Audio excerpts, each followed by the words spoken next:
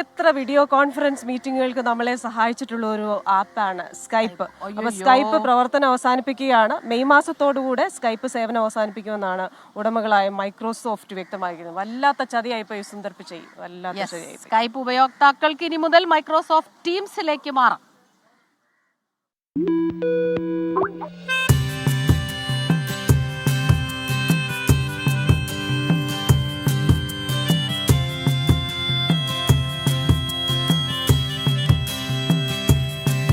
Introducing Skype light. Network कैसा भी हो, अब सपने और अपने दोनों अनलिमिटेड.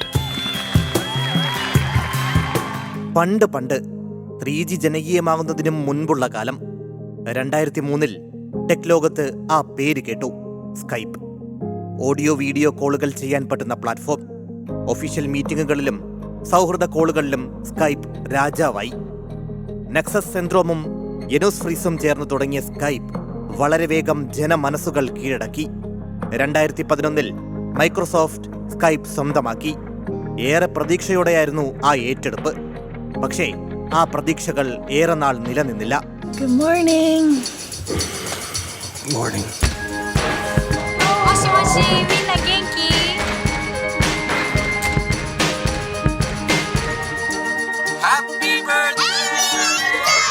അനുദിനം മാറിക്കൊണ്ടിരിക്കുന്ന കമ്മ്യൂണിക്കേഷൻ രംഗത്ത് സ്കൈപ്പിന് പിടിച്ചു നിൽക്കാൻ സാധിച്ചില്ല.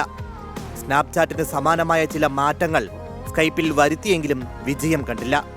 കോവിഡ് മഹാമാരിക്കാലത്ത് സമാന സ്വഭാവമുള്ള ഗൂഗിൾ മീറ്റും സൂമും താരങ്ങളായി മാറിയപ്പോൾ സ്കൈപ്പ് കിതച്ചു.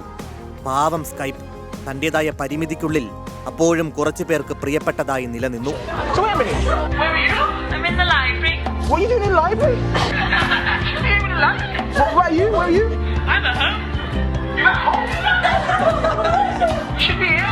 ഒടുവിൽ മൈക്രോസോഫ്റ്റ് ആ തീരുമാനമെടുത്തു.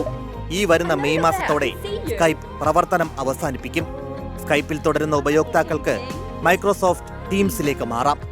അടുത്ത 3 മാസത്തിനുള്ളിൽ സ്കൈപ്പിൽ നിന്ന് ടീംസിലേക്കുള്ള മാറ്റം നടപ്പാക്കാനാണ് മൈക്രോസോഫ്റ്റ് പദ്ധതിയിടുന്നത്.